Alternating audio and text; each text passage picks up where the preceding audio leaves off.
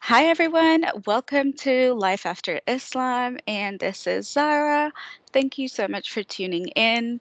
I know this stream was meant to happen weeks ago, but we were having technical difficulties because Hassan is actually in Kenya, and I know what East African internet is like. So it has been horrible, but we managed to record this and upload it, which is great. Just before I introduce Hassan, I'd like to talk about what Life After Islam is. This is a series talking to ex-Muslims, particularly from different backgrounds, different walks of life, understanding a little more about their journey, understanding their progress, understanding the religious trauma and their healing progress, and also identifying specific aspects of their journeys. And today we have Hassan with us, who is from the Somali community, and he lives in Kenya. And we thought we would talk about what it is like growing up as a man in the Somali community, and also understand a little more about the sexual assaults that had been happening in the Somali community and what Hassan thinks of it and how they were raised. But before I give the mic over to Hassan, I would just like to say there's a Patreon and there's a Faithless Hijabi support link. The Patreon is supporting my work. Faithless Hijabi donations go directly to the girls that I support in their mental health sessions, and that is played to the clinic or other needs that Faithless Hijabi has in terms of supporting women. And now, without further ado, Hassan, please introduce yourself. Hello, Zara. I'm Hassan. I'm Somali ex-Muslim from Kenya. I grew up in the sprawling Dadaab refugee camp. I left Islam around 8 years ago, though I came out only in 2017. I did not come out on my own. I did not come out intentionally. I was, you see, my hand was forced. You see, I left my phone unlocked and I went to the bathroom. Then my cousin came and went through my messages. We went through what I was posting online, how I was criticizing Islam. You see, how I was criticizing Muhammad and God and all that. You understand? Mm-hmm. Wow. Okay, well, that is something so, well, difficult because you didn't even choose it or you didn't choose to come out. But what was their reaction to when they saw your messages? Actually, my cousin knew he was complaining about, you see, he was complaining about someone insulting Islam on Facebook. He was complaining that, you see, he used to see my postings, but he did not know it was me. I used to post in popular Somali Facebook groups, you see, criticizing Islam, saying that, putting out the truth about it. You see, criticizing God. You see, explain how God did not exist. Sorry, How? just 1 second. Can you put Okay. your phone away from the mouth, from your mouth, just because it's too close to the mic? Yes, I can. Yeah, okay, this is perfect. Go for it. Okay. Okay. I was saying. You see, someone was you see, criticizing Islam on popular Somali Facebook groups. You see, he used to see my username there, but he did not know it was me. He just knew that it was some other ex-Muslim that was insulting. That's the way he thought that I was insulting Islam. He used to complain about it to me, but I did not tell him. But when he found out, it was quite a shock. Actually, he was shocked. He was shocked to the core. You see, he started telling about it to my relatives. You see, and the people that are my neighbors. You see, the people who knew me and all that. You understand? Yeah. So for him to be, well, one, shocked and outraged, were you then raised in a very religious community? So if we go back in time in terms of how you were raised, what was your schooling like and what your family were like, what religious sect they were? Can you talk us more towards how you were raised and how you actually came to be? So was your family religious? Did you have any siblings? Yes, actually, you see, I was raised as a Muslim from a young age. You see, I was enrolled in a madrasa, an Islamic school. By the time I was 5 years old, my family was a kind of Sufi. Actually, it was they were kind of Sufi, but the madrasa they enrolled me in was Abu Hadi. You understand? It was Abu Hadi. My mother did not know anything about those things. She just used to pray and all that. But the madrasa she actually enrolled me in was Wahhabi madrasa. Uh, she was friends with the teacher there, so I was enrolled in. By the time I was 5 years old, see, I started learning the Quran.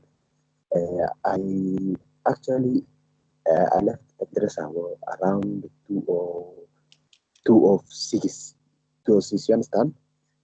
You left madrasa around what? 2 of 6, 2 of 6. What what does that mean? You see, I was in the madrasa for quite some time, from Okay. 19 from 1999, around 1999 Oh yeah, okay, so around the 2006. turn of the century. Yeah. Yes, around the turn of the century up to 206. That was like 6 years. You see. Yeah, so that's about like over a decade ago. And did you leave madrasa because you lost your faith? No, actually, you see, I left madrasa because you see, I was getting beaten up all day. You see, the teacher used to beat me up. At first, I used to tolerate him because you see, I did not know where else I could go. I did not know about about fighting back and all that. But around 2006, you see, I finally developed the courage to, you see, to leave the madrasa. But I did not tell my mother immediately. I just used to pretend that I was going to the madrasa. Then I would sit out somewhere or I'll go to the playgrounds, waste my time there, then come back in the evening. You understand? Y- Yeah. Well, was the abuse in madrasa quite common towards students? Yes, actually, it was. You see, it was so brutal. We were getting beaten up like uh, 4 times a day. 4 times a day. Whenever the you see the teacher was there, the madrasa teacher was there, he used to beat us up. Like uh, it was like a routine. It was like he was doing it routinely. Like it was, he took it as his job to beat us up. You see, like we would be just sitting, you see, reading the Quran and all that. Then he will come around, beating students up, beating all those children up. You see, he had those sticks which used to beat us up. You understand? So he would beat you up for no reason, or like if you pronounce the Quran, like if you pronounce the verses in the Quran wrong. Like was it purely because he thought you were wrong No, about actually, Islam? you see, it was like, you see, you understand, it was like, he used to do it for no reason. Like, uh, uh, you understand, we would be reciting the Quran, sitting around, you see, in a cycle, reciting the Quran. Then when maybe there would be a lull or something like that, or maybe he would you see, he would nap for a bit, then he would suddenly walk up and beat us all. You see, he will beat us all. Then he would go back to his seat. You understand? Wow. And nobody actually complained about that teacher? Oh, how could you even complain? You see, our parents were quite happy that they were quite happy that you were getting beaten up. They thought that it was part of discipline. Understand? Oh, so your parents thought that that form of punishment is appropriate for kids to learn more about religion then? Yes, actually, it was. You see, it was like sometimes he would bring and he would make an example of, you see, Muhammad, and you see how he was tortured by Jibril. He would tell us that Hmm. Muhammad was strangled because he did not he could not pronounce the Quran properly. You see, so he would take that as an example, you see, and tell us that whatever we were going through was very much, you see, it was very light compared to what Muhammad went through. You understand? Interesting. Wow. So that feels like he was trying to torture you just the way that, Muhammad was tortured and impose it on you. Was your Yes, madrasa? actually, that's actually Yeah, sorry, go on. hello. Yeah, sorry, go on. I was going to ask, your madrasa, that on weekends or was that every day? Actually, about from Thursday afternoon and you see on Friday, it was like 5 days, 5.5 days per week. Oh, okay. And what about your academic school? You see, would be given breaks like if you were going to school, you could take a break. You would go there early. You would go to the madrasa early in the morning from 5 a.m. You would be there after you had prayed Fajr and all that. Then you would learn that lesson for the day. Then go to school by 6:50, go to school, then you'll come back in the afternoon. You would come back around 1 p.m. You understand? Yeah, yeah. Wow, okay. And I guess your academic school, was it a religious school or was it a local Kenyan school?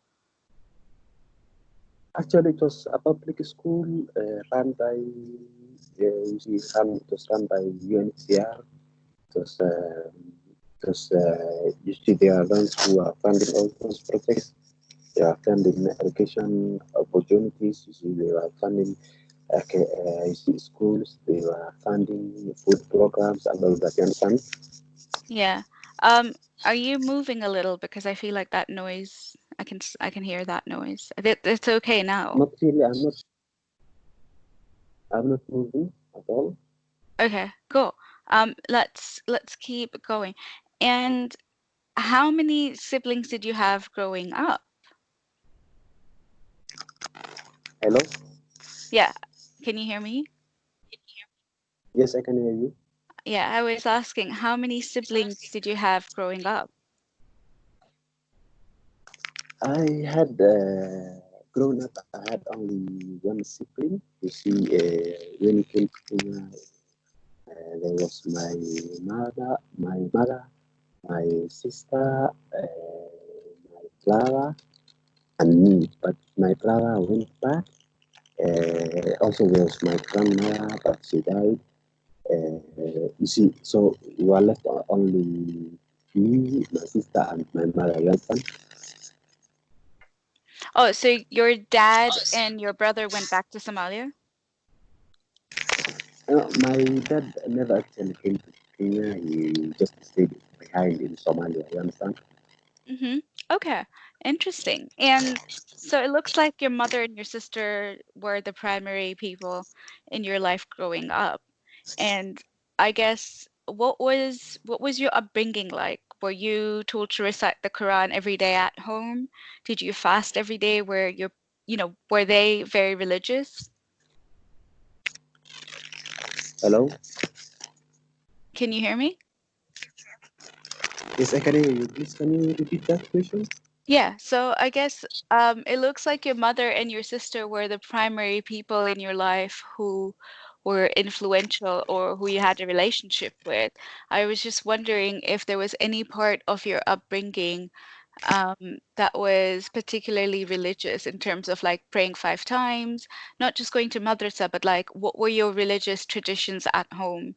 Would you pray 5 times? Would you wake up every morning? Was that, um, I guess, was that something that was imposed on you? What was it like growing up as a Somali in Kenya um, with, I guess, at that point, a single mother? Actually, you see, my mother never used to. She never used to enforce those rules on her own. You see, what she used to do was sometimes tell the madrasa teacher that I was not playing and all that. When I left the madrasa around 2 6, she even stopped. You see, she stopped even you see trying to force me to pray and all that. But actually, I don't even remember a time when I used to pray on my own. You see, pray like wake up early in the morning, pray fajr and all that. I all I used to do was you see engage in trickery, maybe tell my mother that you see I had prayed, or when there was Ramadan, I would tell her that I was fasting, but then I would sneak, or I would you see I would go to the bathroom, drink water there. I would go to the market, you see, buy biscuits and all that. I actually never remember a time when I was 100% Muslim. You understand? Okay, well, and were there no consequences to you in terms of how your family treated you, or were you, I guess, used to lying to avoid those punishment? Yes, actually, you see, when the Mr. teacher found out about it, he would try beating us up. You see, he would try making me understand that you see, praying was an obligation. You see, he would tell us that this is just an obligation to pray and all that. But uh, I would pray after that beating. You see, I would pray like for a week. Then I would get you see, I would get tired of it. Then I would start all over again. You understand? Right. Interesting. And I get what was your dynamic with your sister? How were you and your sister like how were you and your sister getting along when you were kids, and how did your parents treat you, or how did your mom treat you? Actually, you see, I was close to my sister, and after now, I'm pretty much close with her. But since we found out that you see, I was an ex-Muslim, she she doesn't talk to me that much. We don't talk that much. Like maybe we talk once a month or something like that. But my relationship with her when we were growing up, it was robust. It was you see, it was. We are pretty close. We are very much close. You understand? We used to talk about our experiences. We used to talk about our days, what we had gone through. You see what or what happened during that day. We will talk about it at the night. So we never used to keep secrets from each other. But now, you see, the dynamic has changed. You understand? And how I get how did your mom, I don't, was your sister raised differently than you were in terms of like curfews and having different rules or different education standards? Did your sister finish schooling um, like you did? My sister was raised differently. You see, she was told. You see, she was told that as she was going to get married, there was no point for her to go to school all the time. Uh, while I was going to school, she would be at home, she cooking, cleaning, and doing all sorts of housework and all that. But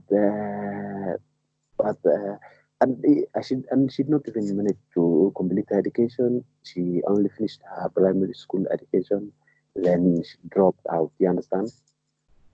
Why did she drop out? Because my mother told her that you see, it's better for her to take care of the family. You see, while I went to school and all that. But eventually, I managed to get her, you see, into a school for adults where she learned, you see, trades like, you see, tailoring. You see, she learned software, computer skills. She learned, you see, how to become a chef and all that. You understand? Vocational skills. Wow, okay. And did she want to go to school? Because it looks like that she was kept at home because of your mother, and that she was imposed to be more like a stay-at-home wife than an educated woman. Is that something she wanted, or is that something she thought that was normal? And did she want more, or did you have to push her to get it? Actually, you see, she was quite content with what my mother told her. Like if she was told to stay at home, she would stay at home. She will not. You see, she will not argue about it. But you see, it was uh, it was like she was persuaded to stay at home and all that. You understand? Yeah. And I did you I wanted to go into I guess the sexual assault and how women were seen in the community. So we've mentioned that they're like, especially with your family, that your sister was seen as just a woman that Hello? has, can you hear me? Yes, I can hear you. Can you please repeat that? Yeah, so I said, I guess it'd be interesting to understand how women generally in the Somali community are treated. Are they seen as people who are just meant to be, are they seen as people who are just meant to be housewives? Or was it different for other people? And, what was, how, what, how was hijab a big part of the community? Did your sister wear it? Was it normal? What were they told? And did men respect women who didn't wear it, or did they respect women who did wear it? Actually, you see, from the moment a girl was born, you see, even her father would get, you see, would get sad. You would see her as a burden. You see, you Hmm. would see her as a burden to be taken care of until she was handed over to another man as his wife. So, from the moment a girl was born, she was seen as, you see, as some sort of a burden on her shoulders. Uh, uh, it was considered, actually, it was still considered a favor that whoever marries your sister, you see, whoever marries your sister or your daughter has done you a big favor. They are considered a sense of shame. So whoever marries them is considered to have done you a big favor.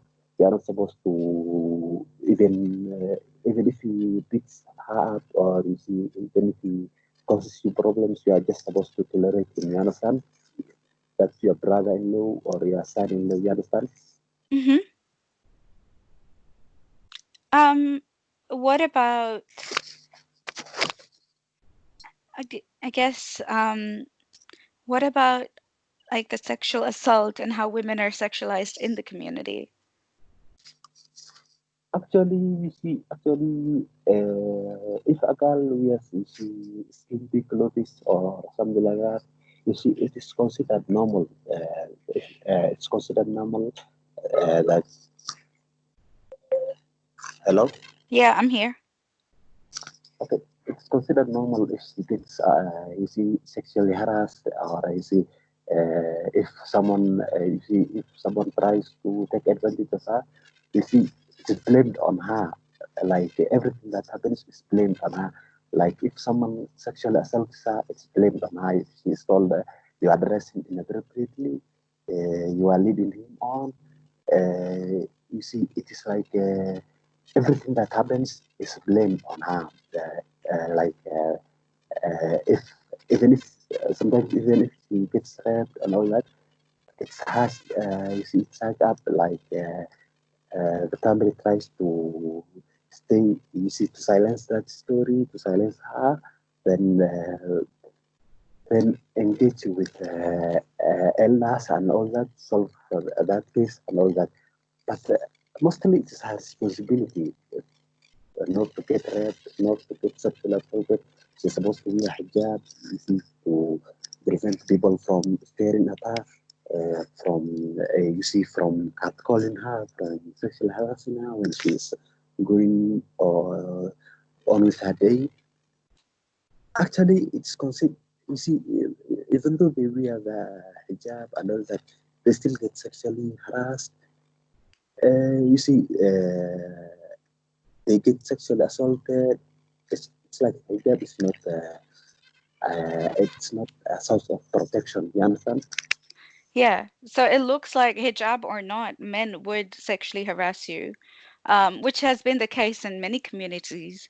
But I always feel like, especially with men who have been used to growing up seeing women wear hijab, they're quite aggressive or quite, I guess they dehumanize women who don't wear even more.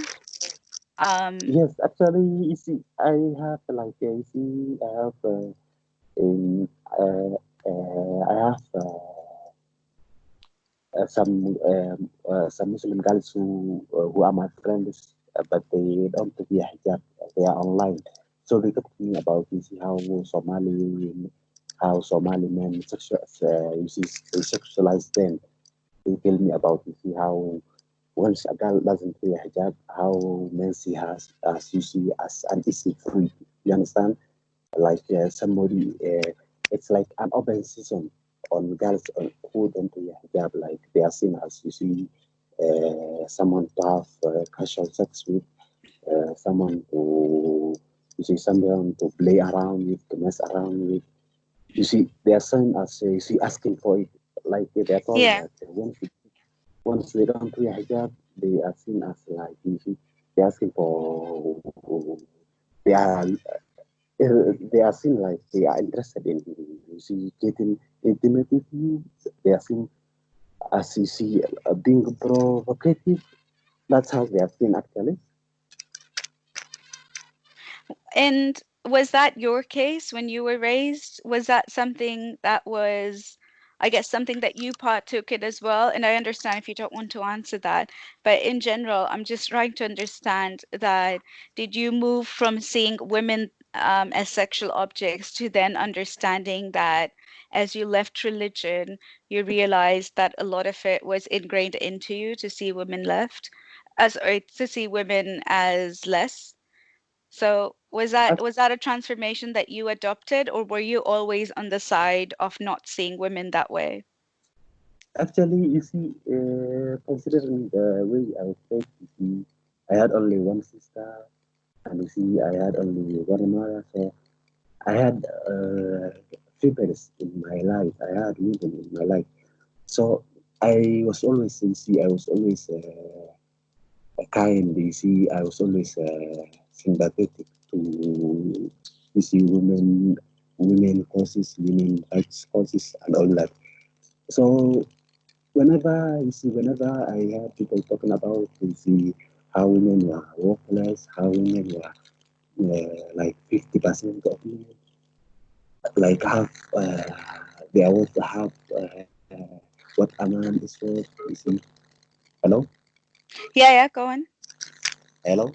Yeah, can you hear me? Yes, I can hear you. Yeah, sorry, go on.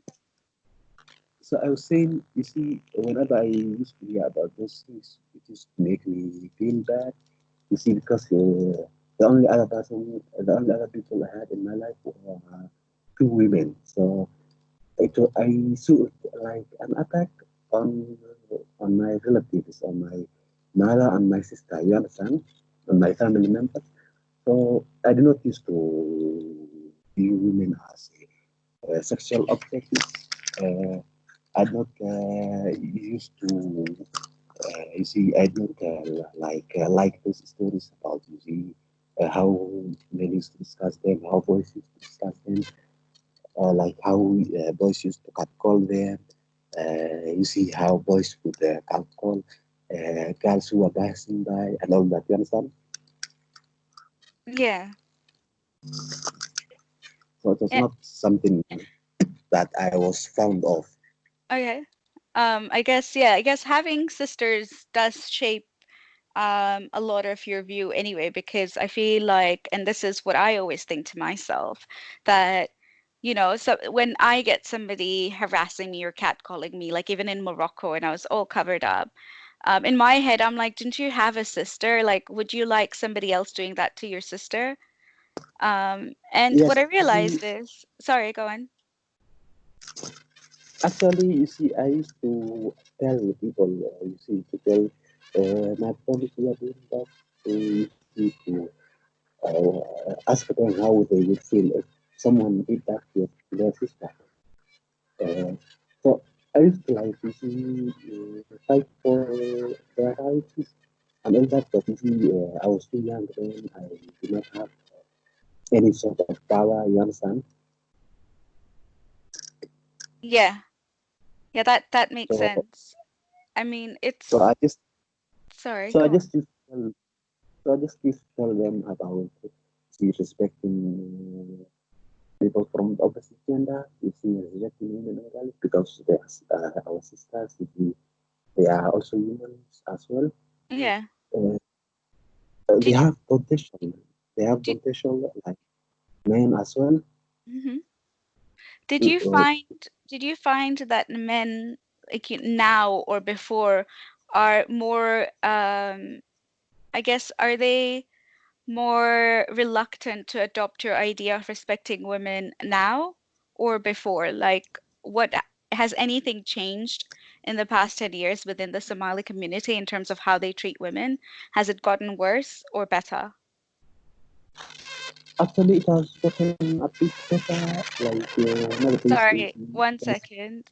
Yeah, okay, go on. There was just the static noise. Go on.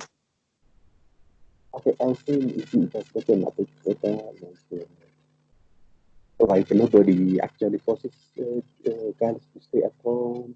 You see, not to bucket in, you see, in the schooling, not to go to school. You see, they are not. The sexual harassment has gone a bit down. Uh, I think the views the Somali community had about women and girls 10 years ago has changed quite considerably. They are now, you see, Somali community now sees the potential in educating girls and women.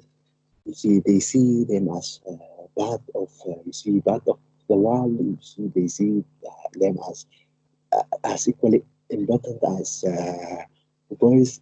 Actually, there's this saying that you see, if you educate a girl, you see, if you educate a girl, I don't know who came up with it, but it's said most of them. So it's like if you educate a girl, she will always bring benefits to you. Like even if she gets married and she still has a job, the salary she gets from that job, she will give it to her family, not to her husband, but to her parents, to her siblings. You understand? Okay, so the salary that a woman gets when she's married, she would give it to her family and not her husband? Yes, that's how the Somali community is actually. You see, you are not supposed to, even if you get married, you are not supposed to take money from your wife or seek help from your wife in running the family.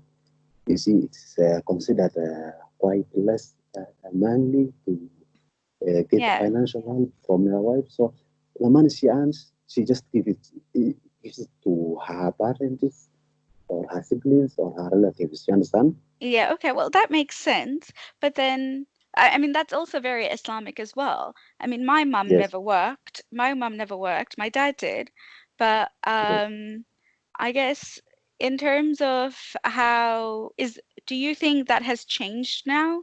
given that a lot of women comparing to like a decade ago are now working. Do you think that, that sentiment has changed and that, men are more accepting of other women working? Yes, actually, you see, before it was seen like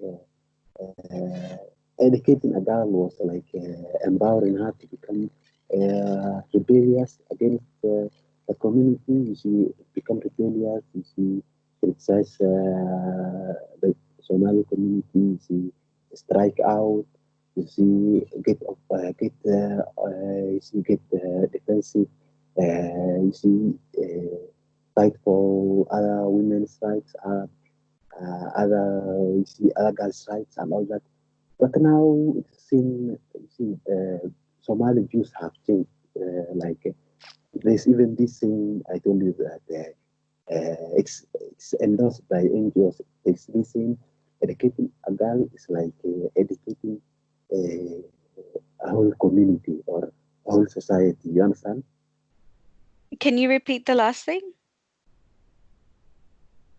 There's this saying that is, you see, that's pushed by NGOs, and that's actually taking a hold within the Somali community. It says that, you see, educating a girl is like educating a whole society. You understand?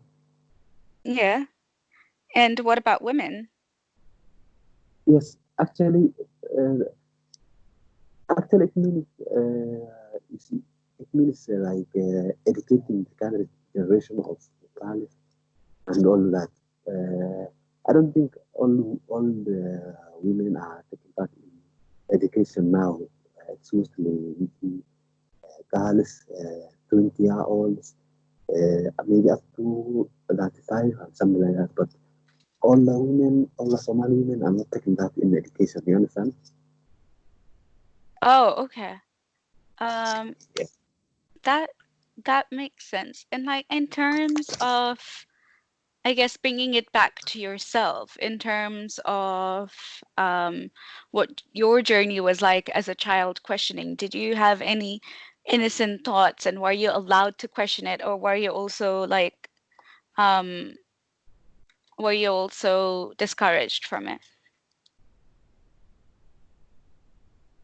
Actually, you see, I always knew that you see there was something wrong with the way Islam used to treat Islam used to treat women and girls.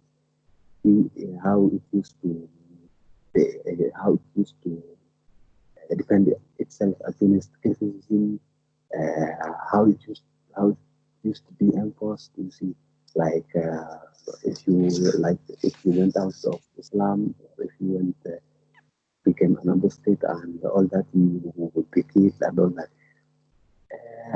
I knew that there was something wrong, but I could not put. You see, I could not put a finger on it.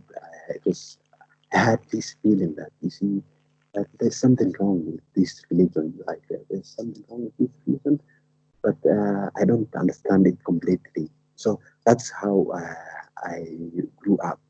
But I started questioning. You see, I started questioning Islam. Even when I was in primary school, I used to question Islam.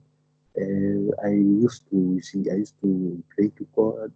You see, pray to God and see whether He answers my prayers. Uh, After that stage, I went through a period where I would insult God. You see, try to get a reaction from Him. Uh, and I think I told you this, but and I'm not proud of it. But you see, sometimes I used to burn the Quran, storm on it, to Yeah. see whether God would react, whether He would take revenge and all that. But I discovered that you see, it's all just a speculation or a lie that you see that Allah exists. I found out that you see Allah is, even if He exists, He is like mute. Is he can't take revenge, can't answer your prayers. He's indifferent, or or he doesn't exist at all. You understand? Yeah. And so you were testing your limits in terms of blasphemy to see if God would punish you. And Yes, actually, go on. yes, actually, you see, I think it was part of discovering that you see that Islam was not for me. I used to do all sorts of things like Islam on the Quran, uh, draw Muhammad. You see, I used to make caricatures of Muhammad. But then, though people told me that you see, if you do something like that, Allah will take revenge. He will get angry, strike you down, he will kill you, and all that. But I found out that it was not true that Allah did not react to those things because he could not exist because there was no rational voice existence. You see, like if you can't be heard, seen, can't react to what I do, to what other human beings do, you can't answer our prayers and all that, that you don't exist. You understand? Hmm. Interesting. Um, and I get, did you ever have did you ever have instances of where you started feeling guilty for leaving Islam or blasphemy? Like, for instance, for the longest time, personally, when I left Islam, I already knew that I didn't believe in God for a very long time. But in terms of, I guess, in terms of like when things went bad, I always had this thought that I am wrong, I should feel guilty, etc. Um, like, Yes, did you yes, have that happening? yes. Actually, you see, when I was doing those things, I would feel guilty sometimes.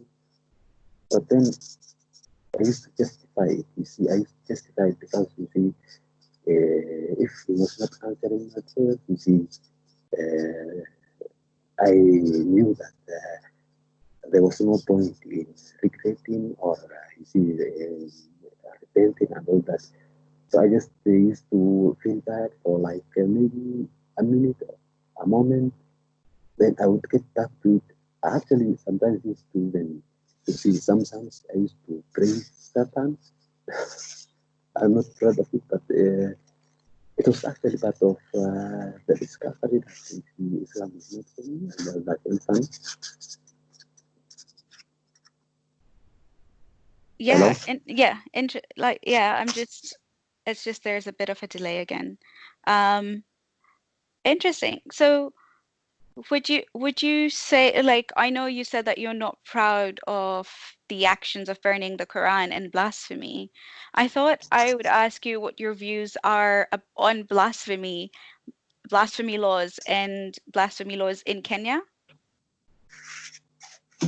Actually, there's no point in preventing people from becoming apostate. There's no point in suppressing them. There's no point actually for blasphemy laws because you are not protecting anything. You see, you are not protecting an entity. God is not an entity. He doesn't even exist. So I don't understand why blasphemy laws are there.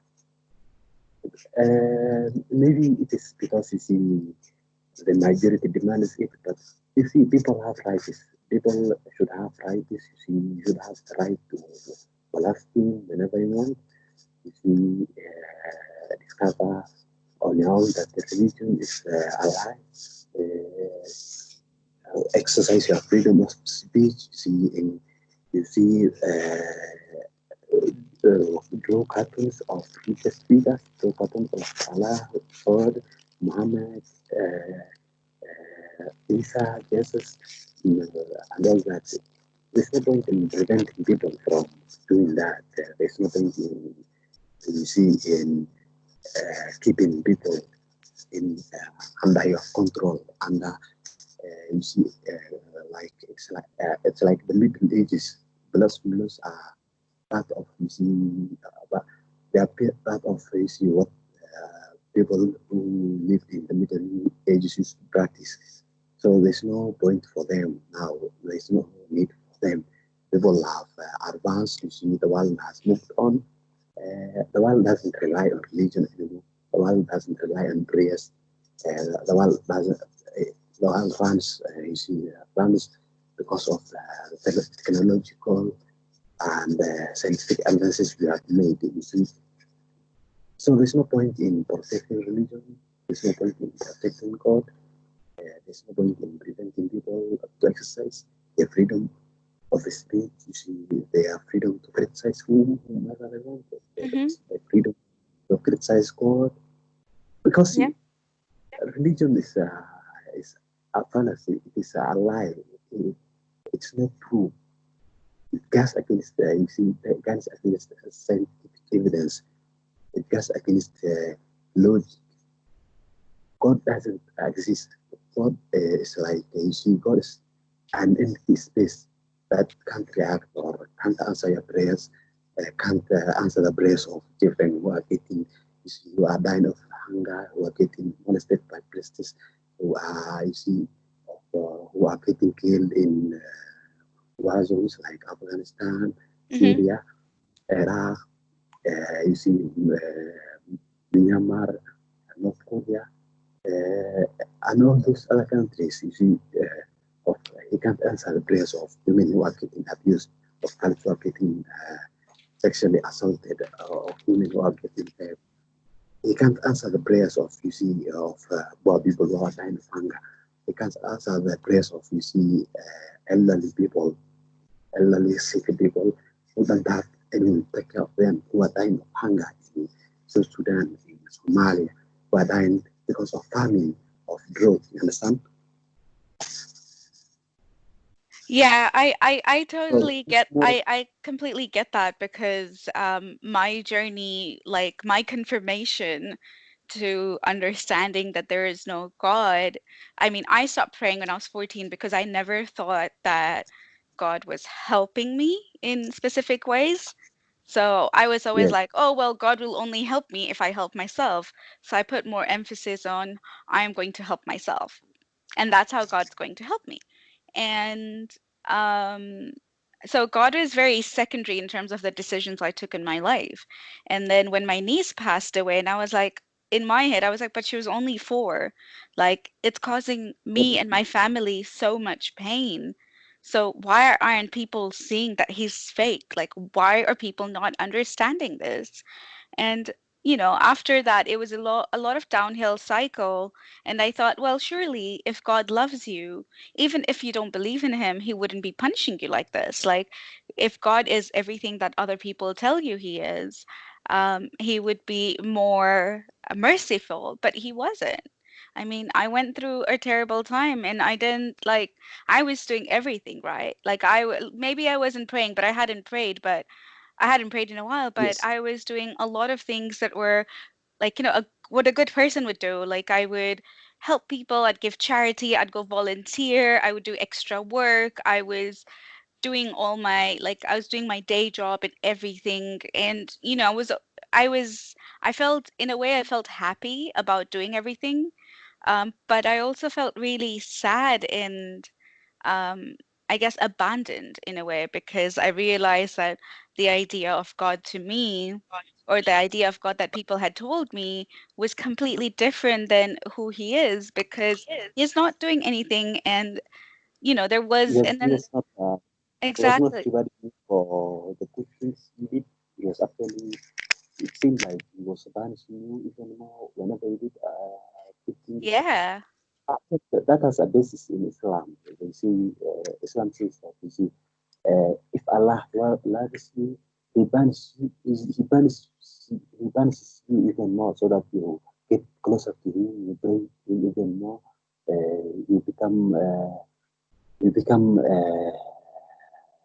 His love among you see, His favorite people on earth. You see, that's what Islam says. That you see, the more pain you go through, the more Allah loves you. The more you persevere because of the pain you are going through, the more Allah loves you. You see, the more Allah loves you, the more pain you go through. You understand?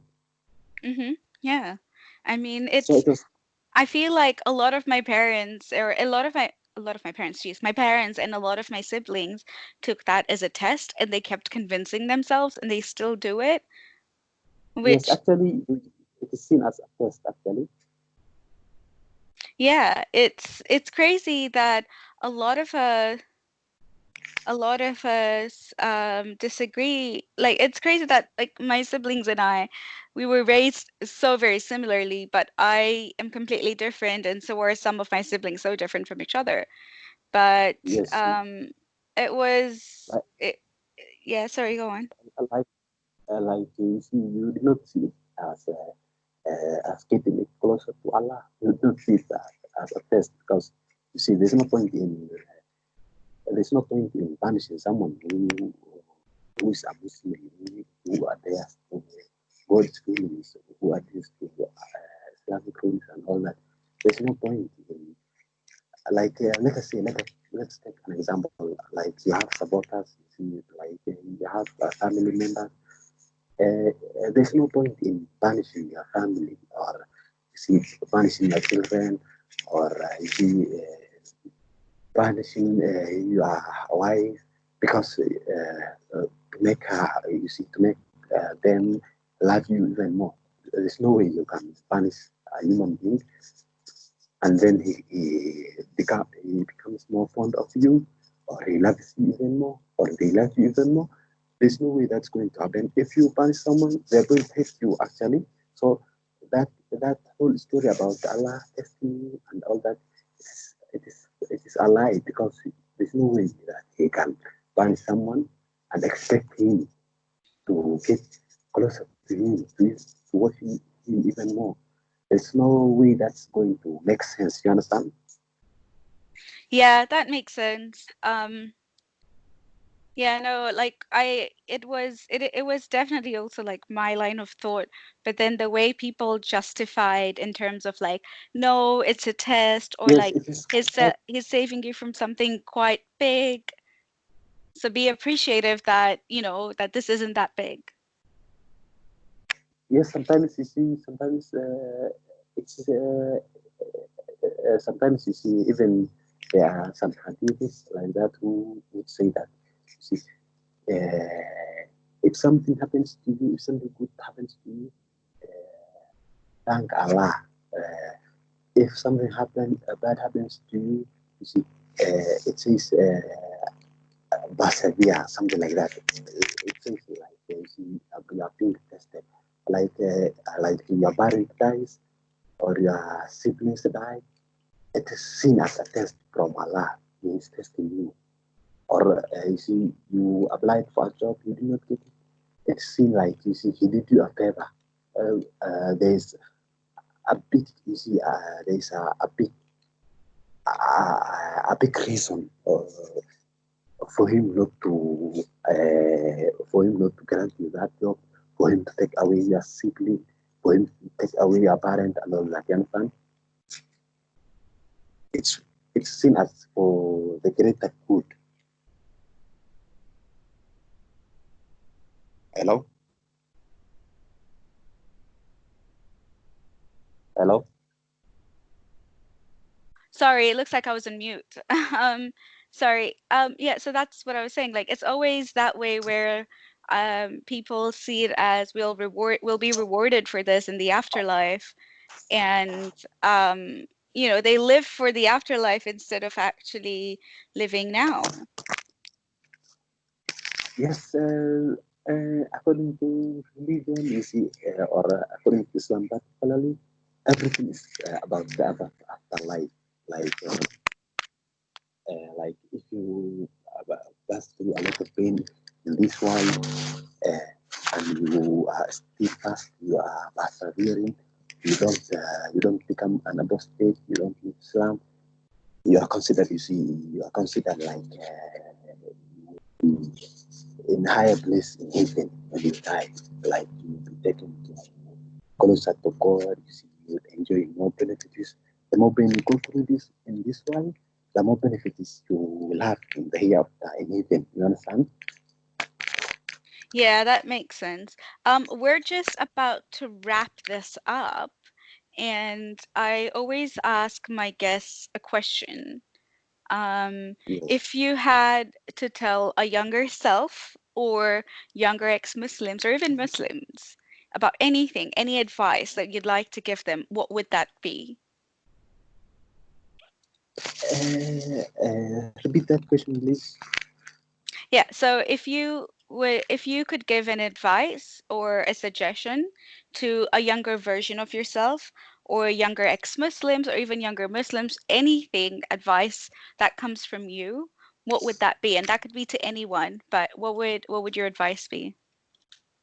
I would encourage them to, you see, to think critically, to investigate, not to believe in something at face value, not to believe in, you see, not to believe in what people say, like what people say about God, see about God being kind and merciful and all that.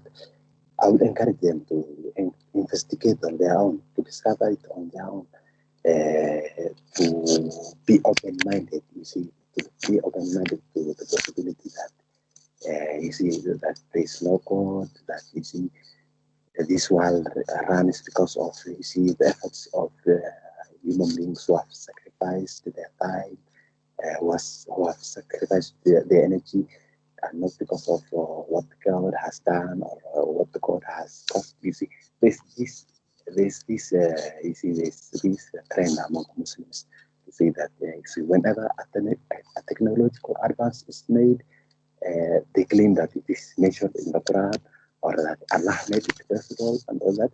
But if Allah wanted it to happen, if Allah wanted us to have phones and all that, see, He would have created them Himself and sent them to us instead of waiting for us to discover electricity to you see make but you see make phones, make computers, Yeah. Yeah, I agree in terms of like having access to a lot of the internet is an exposure to information that you weren't necessarily like in our time when we were younger, we weren't necessarily given that much liberty to search things. There wasn't a lot of content online. Yeah, I definitely agree that, social media and the internet has made it easier to absorb knowledge, but also to think rationally and look at arguments on both sides. um, I think my point of view on religion has become a little softer. I'm still quite against it, but in terms of like people who um, project bad ideas in the name of religion, I always try to assess this as, you were raised with this, you were brainwashed with this, like, you are wrong, but you're a result of your upbringing, surroundings, and knowledge and experience, which kind of helps me understand people differently. Um, but just to end this stream, I wanted to thank you. Thank you so much, Hassan. I'm going to be uploading this right now, actually, because there won't be any editing left to do. There wasn't much delay. So thank you so much for coming on.